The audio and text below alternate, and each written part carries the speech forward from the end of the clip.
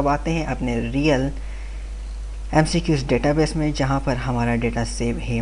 तो यहाँ पर मैंने एक डेटाबेस बनाई है MCQs नाम से एंड उसके अंदर एक टेबल है QS के नाम से QUES, ठीक। एंड इसके अंदर जो मैंने डेटा डाला हुआ है वो है HTML स्टैंड्स फॉर। एंड यहाँ पर सबसे पहले आप फील्ड्स देखें, ID, question, answer, option 1, option 2।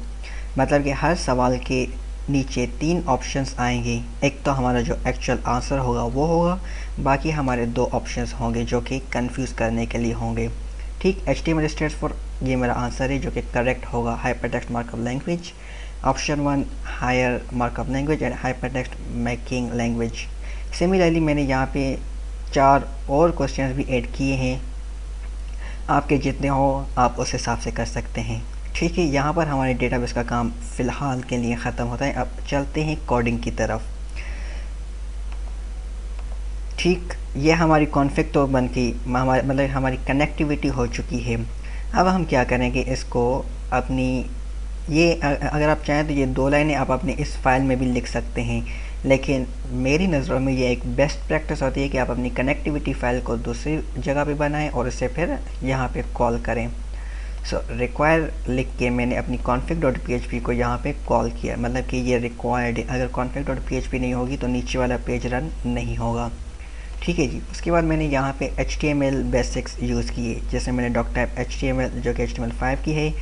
Head के अंदर टाइटल दिया MCQ system, head, body, form action and method post. अब फॉर्म के अंदर हम अपनी PHP की मज़ीद कोडिंग करेंगे जो कि डेटा हमारे डेटाबेस से रिट्रीव करेगा, उसको चेक करेगा एंड हमारे स्कोर्स को वहाँ पे देगा। यहाँ पर मैं एक चीज़ मेंशन कर देना चाहता हूँ कि ये एक बेसिक तरीका है एक MCQ सिस्टम बनाने का। अगर आप फुली डायनामिक बनाना चाहें तो आप इसको मॉडिफाई कर सकते हैं।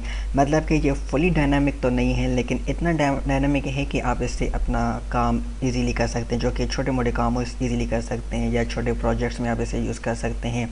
वैसे तो ये आइडिया देने के लिए है, ठीक है जी। एक्शन index.php, मतलब कि ये जो मेरी फ़ाइल है इसका नाम है index.php। मैं चाहता हूँ कि जैसे ही मेरा सबमिट में बटन पे क्लिक हो तो उसका जो प्रोसेस हो उसी पेज पे हो और उसी पे ही मुझे आंसर शो हो।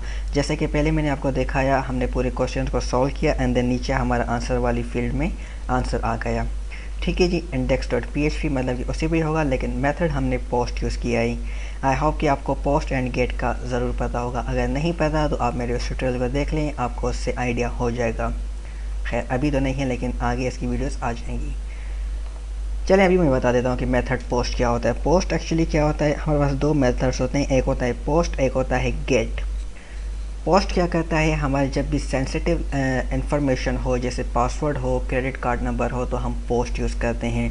पोस्ट यूज़ करने से क्या होता है कि हमारी जो भी इंफॉर्मेशन है वो यहाँ पर लिंक पे शो नहीं होती, ठीक। और अगर हम गेट यूज़ करेंगे तो हम जैसे ही सबमिट करेंगे तो हमारी सारी जो इन्फॉर्मेशन है यहाँ पे ऊपर शो हो जाएगी। गेट में हम अब आप ये कह सकते हैं कि यहाँ पर तो कोई हमारी सेंसिटिव इन्फॉर्मेशन है नहीं, तो फिर मैंने पोस्ट क्यों यूज़ किया है। यहाँ पर पोस्ट यूज़ करने का मकसद ये है कि गेट में क्या होता है कि हम रिस्ट्रिक्टेड होते हैं। ऊपर हमारी लिंक में एक फिक्स्ड इंटरवल ऑफ करेक्टर्स होते हैं कि अगर 255 आई गेस 255 होते हैं, लेकिन आप गूगल कर लीजिए कि टोटल कितने होते हैं, वो हमारी लिंक में आएंगे। उसके बाद जितना भी डेटा होगा वो हमारा वेस्ट हो जाएगा। तो हम ये नहीं चाहेंगे कि हमारा डेटा कभी भी वेस्ट हो, जैसे मैंने यहाँ पे पोस्ट यूज़ किया है, ठीक है जी। उसके बाद मैंने यहाँ पे फॉर्म को क्लोज़ किया।